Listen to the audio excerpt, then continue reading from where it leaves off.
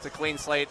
These scores do not carry over from the previous round, so she's on the same starting point as all the other climbers coming after her. That's an important point to remember.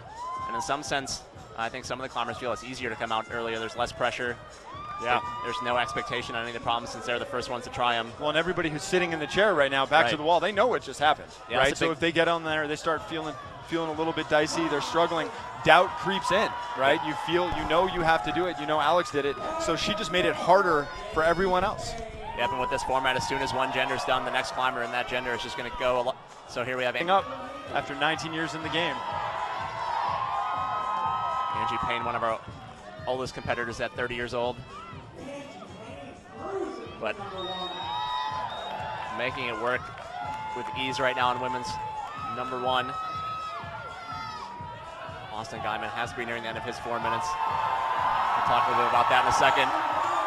Austin Guyman, one hand on the finish hold. You can see in the background, dueling sends for Angie Payne and Austin Guyman.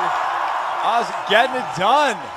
Talking about how evenly matched the men are, right? Like this is any of those 7 we all agree could take it. And perhaps the way Daniel's climbing right now, not at the top of his game, maybe equal chances for all 7, who knows?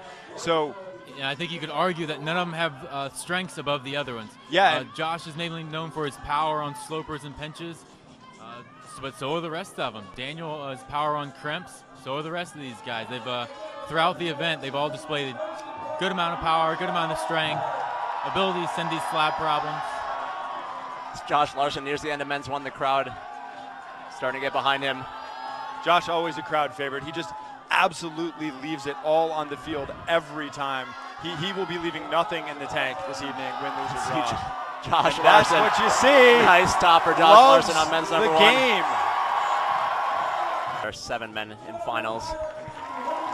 But it's been a real pleasure to watch Muhammad climb all weekend. And that's going to be it for Kyra Condi on women's number 1.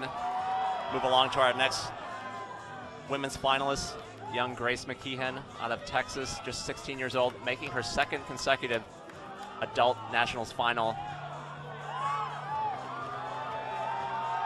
See Muhammad nearing the top of men's number 1. And Jeremy, talk to me when you guys are setting these things, what your expectation is of the preparation of the athletes, right? So this is a chimney on a national championship boulder problem. Do you think these guys are setting their attempts on these problems? The clocks are being kept by the judges since the clock is different for each climber as we're cycling through as fast as one climber is done, the next climber gets on the wall and their 4-minute window starts. So we'll try to keep abreast of any time constraints as we're made aware of them. But climbers know how much time they have down on the mats, able to confer with the judges, get a sense for how much time they should spend resting versus climbing as they try to strategery their way through this round. Oh, you broke out some Will Ferrell there. Well played, Brian Reynolds. Speaking of well played, high on men's number 1, Michael O'Rourke, and he's got it. Michael O'Rourke. So strong. You know, little celebratory flex. Anytime he can get to the top of us. I know he had a really nice semifinal round. I know that he is focused. And I remember watching Rob D 10 years ago, so he was probably 18, 19. He had a huge afro, and he was still crushing. I remember that. Shed that weight. Looking freshly cut here for ABS Nationals this year. You want to look good during finals. And he's another climber that I think has really raised his game. I remember in qualifiers, he looked uncomfortable. We saw him not really comfortable with his foot placements. He was kind of pedaling the holds a lot, trying to get his smears just right. And looking right now, he looks, considering that the whole world is watching online and he's on a chimney on problem number 1. Who's looking for and get more comfortable. There's no better time to get comfortable than finals. Rob gets right back on. I don't think he's too worried about getting tired on this problem. And this is Megan Mascarenas. Now, Brian, we're to the heart of the matter on the women's side. Yeah, we're moving quickly through the women's running order.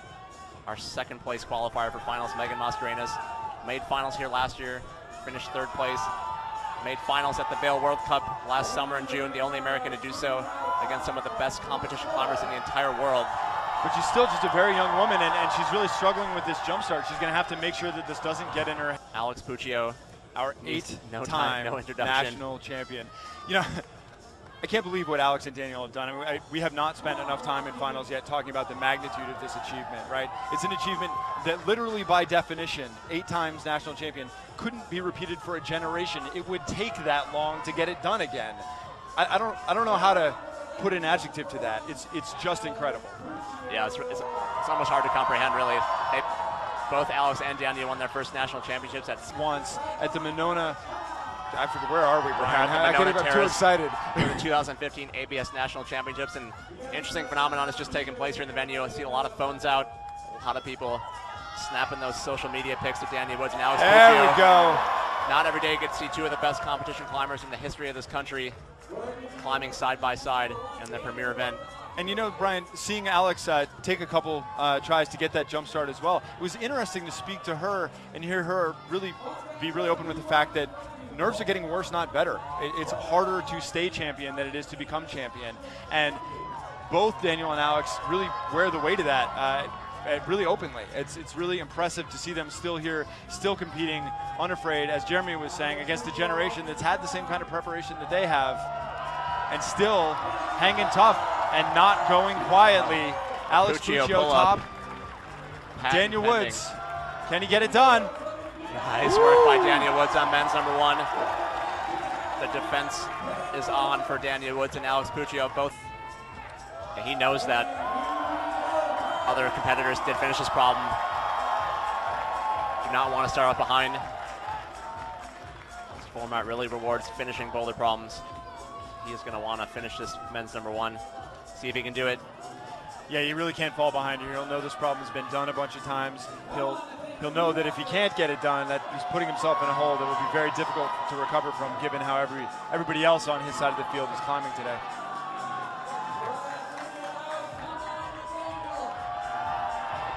Pressing his way in between those holds.